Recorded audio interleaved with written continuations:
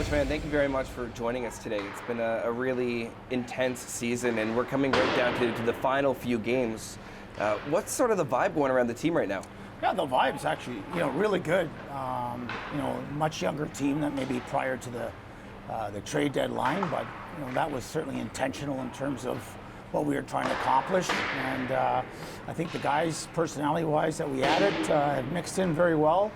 And, Van Williamson's done a great job as the new captain, and I think he's had guys that like Clark Key and Frost and obviously Meeker and that are wearing leather that have really helped him kind of guide the newer players and molding it into a team. So I think we've had some good success. I'm glad you brought up the trade deadline, because I think especially in the OHL there's a lot of anticipation that comes, not knowing who's going to get moved around.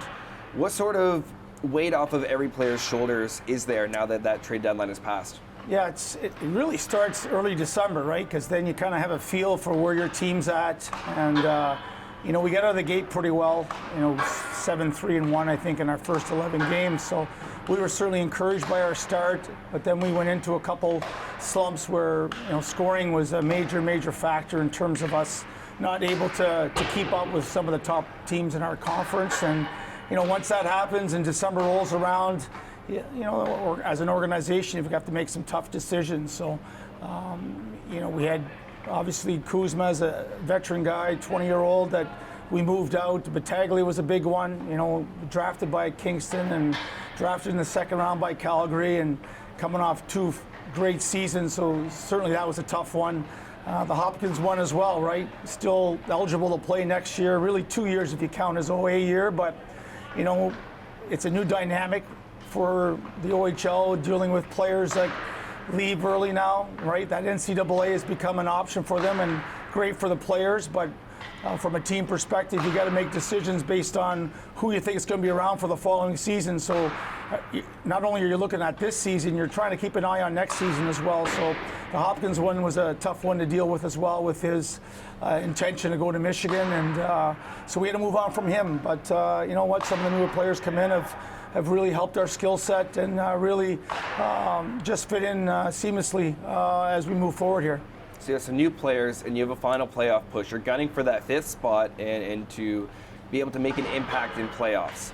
What sort of a tone are you setting for the players, and how are you keeping them motivated as they feel all these changes happening simultaneously? Well, we talk about winning every day, right? I mean, ultimately you want to win the OHL title, right? And that's something you've got to talk about, because if you don't talk about it, then the belief won't be there. So obviously there's a lot of great teams in the league this year, and we've got Brantford in our conference that on paper should end up in the OHL final, right? If you look at the rosters alone. So we don't focus on that. We just focus on competing every day, trying to play with structure, trying to play with discipline, knowing that there's going to be breakdowns from game to game and that our goaltenders are going to have to be good as well. So there's a lot of factors that go into it, but the biggest thing is just belief on a game-to-game basis. I know as a coaching staff, we're very proud of our team in terms of how we've played against the better teams in this league, and that's all you can ask for, right? You're not going to win every one, but you want to make sure you're right in the mix when you're playing those teams, because if you can beat them or stay close to them, then the belief gets better and better, and that's what you focus on. The game that grows from year to year is a term that I often hear floated around this organization as well as the OHL as a whole. That is a complete game. You brought up goaltenders just now. We have a great goaltending core here in Kingston.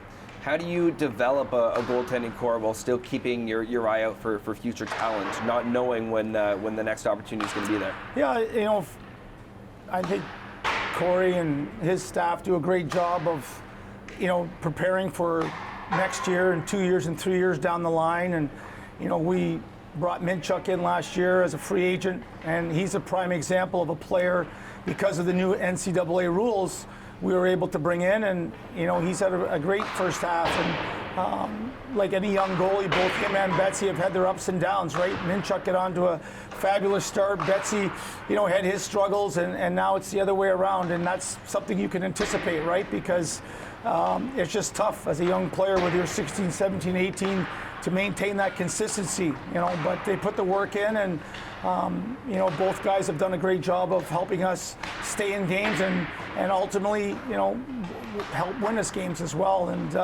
you know, the only thing we can hope for is down the stretch both guys are at the top of their game.